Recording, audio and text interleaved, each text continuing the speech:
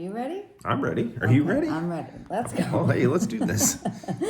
Hello, Hallmark Hot Takers, and welcome to another riveting episode of the Hallmark Hot Takes with Heidi and Jason, where we watch, rate, and review all of the countdown to Christmas movies from the Hallmark Channel.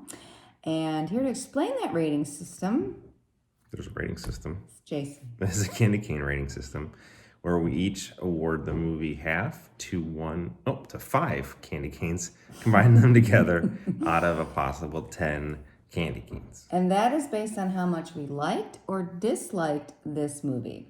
So, I just want to point out that I do have a new Hallmark shirt on today. I got this from a super fan. Yeah, super fan. Super fan Amy. You know who you are. Hallmark Hot Takes super fans. All right, so tonight's offering is A Big Fat Family Christmas starring Shannon Kook and Shannon Chang Kent. So two Shannons. So I'm going to dive into the rapid recap. So meet Liv, who is a photographer for the San Francisco Chronicle, whose family every year does a hugely popular and wildly successful Christmas party at their house that is very over the top and crazy. And in recent years, Liv has distanced herself from the party. She keeps her personal and her work life separate. She goes by Liv Rose instead of Liv Chang. And when new feature writer Henry comes to work at the Chronicle, he finds out about this party and wants to do a feature article on it. Her boss assigns her as the photographer, and she doesn't tell Henry or her boss Charles that she is related to the Changs. So she goes and starts working with Henry, and Henry, being a journalist, kind of puts it together pretty quickly that she's a Chang, and she apologizes, and then she has to tell her boss that she's a Chang, and he's not really too happy about that she didn't tell him, but they still get the story. So all the while, Henry and the Changs are getting closer, and Henry and Liv are getting closer, and this all culminates in what happens is part of this party is not only do they have this party, but they collect these donations from the neighborhood who are coming to the party, and then they put them all on the giving tree, and then they whoever wins gets to donate all the money to the community, and they do all these different programs. Well, Liv and Henry are tasked with collecting the money, and they lose it. And this causes a big blow up with her parents, and she finally confesses that she's embarrassed about this party. She thinks it's over the top, and she hates that they do it. So they disinvite her to the party, and it's a whole big thing, and Liv has to go do some soul searching, and Henry's story is very much in limbo. But then Liv confesses to Henry and her brother that the reason that she's distanced herself from the Changs is because when she was younger, I think like high school, she had invited some friends to the party where she used to sing "Oh Holy Night" in Chinese, and then they recorded it and passed it all around school, and it was very embarrassing for her because they made fun of her. And since then, she's been running from her heritage and from, whatever. But now she's ready to embrace it, so she goes to all of her followers on Instagram and asks for their help to regroup these donations that she lost, and they do. So she goes to the party, and her parents are about to confess to everybody that they lost the money, but Liv says, nope, I lost it, but don't worry, I got it all back from my followers, and I want to be a Chang again. And she sings "Oh Holy Night" in Chinese, and some girl comes out of nowhere and says that she found the bag of donations. So not only do they get the Instagram money, they get all of the other donations back, and it's just a bonanza of money. And she reconciles with her parents, and Liv and Henry kiss, and they all spend Christmas together, and that is a big fat family Christmas. It was a big fat rapid recap. Yes, it was. Nice job. Thank you. You want to review it? Yes. All right. All right, where are we going on likes and dislikes? You call it tonight. I don't know. I'm a little torn. I'll do dislikes. Sounds good. Are you starting us off? I can start us off. This movie starts off kind of weird. She just takes random pictures of people, and it's really bizarre. And then she posts them on her Instagram, but it's either like pictures of Henry. That was really bizarre. Or just like pictures of people like playing outside with like a snowman. Yeah, random people she doesn't know, and then she posts them on her Instagram page. The Henry one was very bizarre. So it's like she's in the office, and she's making coffee or something, and Henry walks by, and she kind of like looks at him like, hey, he's pretty attractive, dude. Right. And then turns the corner, and he's just standing there for an elevator or something, and she snaps a picture of like him. Clearly it's him. It's not like, oh, I'm taking a picture of this tree and you're in it. No, it's like it's both of them. Right. And then she's like, oh, well, the composition was right. I don't think that. And it's like, this is the weirdest, does it meet cute? Like, Yes, ever. Like, it was a very weird meet cute. I did agree. not like that. I agree. Yeah. I keep going. She keeps this whole thing about keeping her personal life and her professional life like separate, but her whole like professional life is like photographs and stuff. So like it was really bizarre that was a huge deal to her to have those separate, but they were so intertwined with like the pictures. The problem with that is I didn't understand her conflict. Yeah. It didn't make any sense why she didn't want to be associated with this party. It wasn't going to hurt her professional career to be. And so for the first half of the movie, until you found out the reason why she didn't like the party anymore, which, you know, kind of made sense, you just thought, you're being a freaking baby. Like, get over it. So you don't like it. It makes your parents happy, and it does all these great things for your community. So stop boo-hooing about it. Is kind of how... That was the problem, is you didn't really know her true motivation.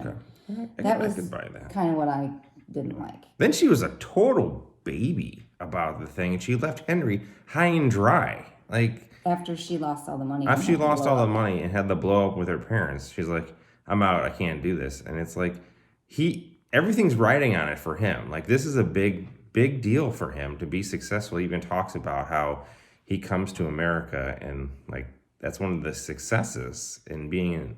And this story had the potential to be on the cover of the Chronicle, right. So it was kind of a huge deal for both of them. And then she just like flakes on it. She's like, I can't do that. She took a mental health day. And she took a mental health day. She did get her crap together during it. She did, but I didn't think that was a very good teammate. What do you got as negatives? Her trying to lie to a journalist. Like, come on, that guy's a journalist. He's gonna put two and two together pretty quickly if he's any decent at his job. I thought her parents at the beginning of the movie were pretty obnoxious. I didn't like them at the beginning of the movie. They grew on me as the movie went on, but Yikes. They were a bit much for me. They walk a lot in this movie, like a lot. Well, they do that in San Francisco. They walk a lot, very slowly, and that was just, I don't know. Just a lot of walking. They needed something else to do. I thought it was pretty light on the romance. Very light on the romance. Yeah. So that was okay. And then I have another dislike that I can't read my own writing. So. Henry was like very robotic. Like, he was very, like, not even there. Like, he had like no personality. Yeah, the only time he really had personality is like at the end of the movie when he saw the party, and you could see that was the only time he had any excitement in his voice, where he had just this giant smile on his face, and he kind of came alive. It was very straight character, and I'm like, oh, okay. Yeah. Read my line, move on. Yeah. No emotion, like. So, that's what I said. They went to this coffee shop, and they made a big deal about ordering this special drink that Henry's grandma used to make him, and I don't remember what it was called. So they both order it. They both take one sip, and then they leave. Full drinks on the table. Like, come on. Waste. That was like probably cost you in San Francisco. Who the hell knows? Like $30 for 2 drinks. But drink the damn drink. And that kind of happened a lot. Like, even when they went to that little shop that they were supposed to go to, like, they went for 2 seconds and then left. And then it was just kind of stay in one place. I don't know. Yeah. But anyhow, those are my dislikes. Okay. What about your likes? I loved in the beginning of the movie, right before the meet cute, that break room full of snacks that they had at the Chronicle. That was great. The work kitchen had a bunch of cookies. I also noticed that. I like when they went to the little market and she was trying to trick him by speaking in Cantonese to the proprietor so he wouldn't find out that she was a Chang. And he spoke Cantonese, and he knew what they were saying the whole time. That was good. That was a Changtastic. Well, that's my next like. I love #Changtastic Christmas. That was pretty great. They use that a lot, Changtastic. Yes. So that was pretty cool. I like Andrew, her brother. Yeah, he was good. He was like a lovable goofball. I love the cathedral scene. So there's this Yeah. scene where her and Henry go to this cathedral. And they have this really nice moment where she kind of explains the history of the cathedral, and then they light a candle and say a little prayer. And it was just a really nice scene. And then they tied it back at the end because when Liv took her mental health day, she goes back to the cathedral and she runs into the church lady who helps her get her crap together. And she lights another candle. So I thought that was all very nice. I like the Little cathedral church. scene. Little churchy church. Well, you know me. I love some Jesus. Yeah. I loved the piano bar singer. Okay. There was, at one point, there was a piano bar singer. He's fantastic. Okay. Fantastic singing and piano bar playing. I liked the fight with her parents. You When like, she see, loses- again, back but to you see- like conflict here. But they just did it well. So when she loses the money, her parents are understandably upset and basically say, we shouldn't have trusted you with this because we know that you don't want anything to do with this party. Right. And then she just explodes on them and they explode on her. And I thought it was very realistic and I enjoyed that. And then when you found out why she started distancing herself from the party because of the bullying thing, and it made sense that, okay, I get it gave her a reason that she was being such a big freaking baby. Even though she probably should have gotten it over a long time ago It's like, because you're an adult now, so you got to grow up. But at least she got there. So I thought that it brought it full circle. And I didn't then think, okay, she's just a big fat baby. So I like the idea that she did a live stream for the money to ask her followers and everything Yeah, to she recover that. leveraged So it's that. like, hey, we're out several $1,000s. What's a way that we can get that back? So that was good. That was great. And then the money just appears as well. So it's like, that was a little strange. yeah. But you knew kind of that was going to happen because I guess it fell off of the trolley car where they were, and some little girl picked it up, but she couldn't find them. And then once she saw it on the Instagram, She knew to go to the Chang's although house. I don't know if she's following a journalist, but maybe she wants to be a journalist. I don't know. Anyhow, they got the money back. I'd like to know how much money they raised. Thousands of It was dollars. thousands. So anyhow, Yeah. great stuff. Great. So why don't you give your rating, Jay? We've talked through likes and dislikes. We've really given this, the treatment. What are you thinking? There was nothing in this to really push it one way or the other. Like I kind of agree. it wasn't like, oh, I really like this character or I really like this story point. It was kind of like, I'll be very honest. At the beginning of this movie, I hated it. And I really was sure it was headed for a half candy caner.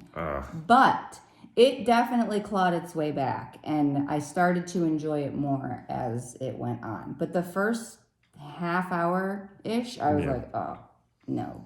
yeah, I didn't I agree with you. particularly love this thing. So, and my rating will reflect that. My rating is a 1.5. Wow. 1.5. That is lower than I expected from you. It was okay. And again, I give it credit for clawing its way back with some tenacity. And I really did like that cathedral scene.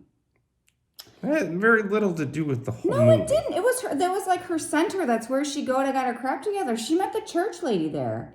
I mean, it didn't have little to do. It was a huge impact on her childhood. That's where she went to church. Her parents took her there. Chang. Part of Changtastic. Fantastic. Chantastic's the only good thing about this movie. Like, You're being. I would say that is the reason I gave it a 1.5. All right. I'm going to be more generous with my rating. That's new. You should take that back. I have given lower ratings. I know, this year's been rough. All right, what do you got? I'm going to give it a 2.5. 2.5. So, Even though I think it's better than what Jason gave it. Four. I was hoping you were going to give it a 2.5 and we could get this one to a 5. No, that's not going to happen. I tried. Big fat family Christmas. Big fat family. You guys, Christmas. you clawed your way back, but it just wasn't enough to Not put in my over heart. the middle of the road there. But All right, let's do a preview. Preview time. okay, preview time. So the next offering is A Fabled Holiday starring Brooke Dorsey and Ryan Pavey. I like both of these two. Ryan Pavey. Let's hope he gets a good one. They did him wrong last year. Yeah. So I'm really hoping that this one works out. So Talia and her childhood best friend Anderson unexpectedly reunite in a curiously familiar looking town full of Christmas spirit that restores its visitors when they need it most. That's a very Restores weird. them Yeah, restores like with the a Christmas spirit. curiously familiar looking town. What the hell? It's a is town that they mean? know of. It's Oh, like, oh, is it like a well-known town that we're supposed to know? or they don't know, but it's familiar to them.